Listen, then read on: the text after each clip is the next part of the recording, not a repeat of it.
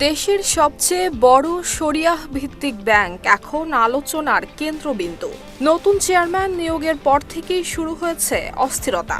গ্রাহকদের একটি অংশের মধ্যে ছড়িয়ে পড়েছে উদ্বেগ, আর তার প্রভাব পড়েছে আমানতে।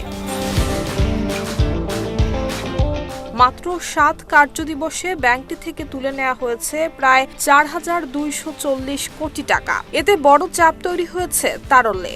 বাংলাদেশ ব্যাংকের নির্ধারিত রিজার্ভও নেমে এসেছে আশঙ্কাজনক পর্যায়ে। পরিস্থিতি সামাল দিতে ইসলামী ব্যাংক চেয়েছে ১০,০০০ কোটি টাকার জরুরি তহবিল। তবে বাংলাদেশ ব্যাংক বলছে আতঙ্কিত হওয়ার কিছু নেই। ব্যাংকটি দেউলিয়া নয়, গ্রাহকদের ফেরত দেওয়ার সক্ষমতা এখনো রয়েছে ইসলামী ব্যাংকের।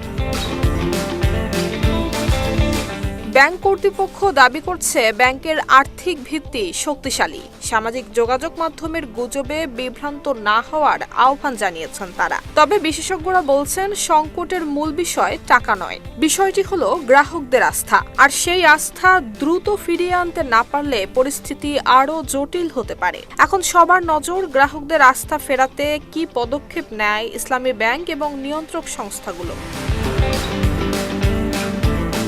Desk report, Dhaka post.